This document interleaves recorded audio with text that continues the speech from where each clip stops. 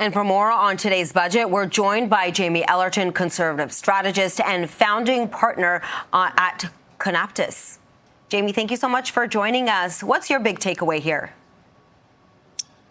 The big takeaway from this budget, I think, is the government is very much planning for the worst case scenario of the Trump tariffs to continue to bite Ontario's economy. I think there's so much uncertainty as to what the long-term impacts of these are going to be, given how the Trump administration themselves continues to change on a week-by-week basis as to what their policy is going to be. And so I think when you look at what the government has done here, a lot of spending for temporary programs set aside to support workers and various initiatives to boost the economy through various endeavors, while otherwise doubling down on a lot of infrastructure investment that will have long-term dividends for the economy, but of course will take some time to get things built. Okay, so Jamie, along with that, we have to talk about sort of the balance here between tax cuts and investment. How does this all add up to you? Well, obviously, Bakar, you're seeing that the deficit is going back up. Up to this point last year, everyone thought perhaps the Ford government was going to be on a path to balancing the budget a lot sooner as a result of the various support measures in the Protecting Ontario Fund. I think is what they're calling the the Tariff Support Fund.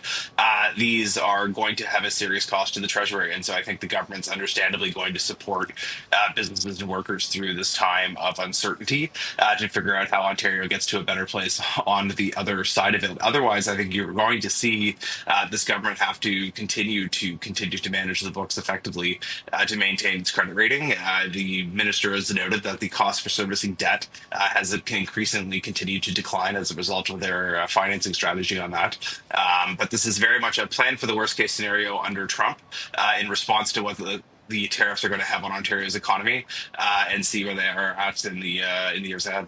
Jamie, let's talk about some criticism. The Ontario Secondary School Teachers Federation released a statement saying that they are concerned that our budget continues to underfund public education. What's your response? The teachers union essentially put out a press release saying that every year, I would note that the ministers actually announced funding for more teachers within the school system on a go-forward basis. So I think when you look at the state of Ontario's education system, teachers unions year after year after year always cry for, and that it's the worst thing known to mankind. And I think the reality falls far short of that hyperbole. And Jamie, what is something that you think this budget misses the mark on, or you wish had been included?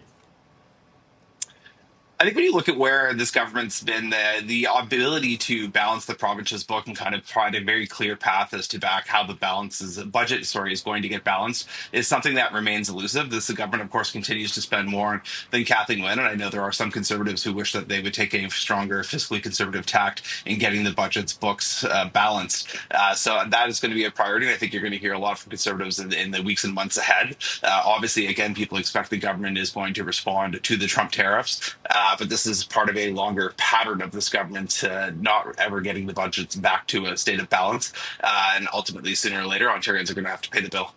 Jamie, thank you so much for this, your expertise. Jamie Ellerton is a conservative strategist and founding partner at Tariffs. Thanks, Jamie. Thanks, guys.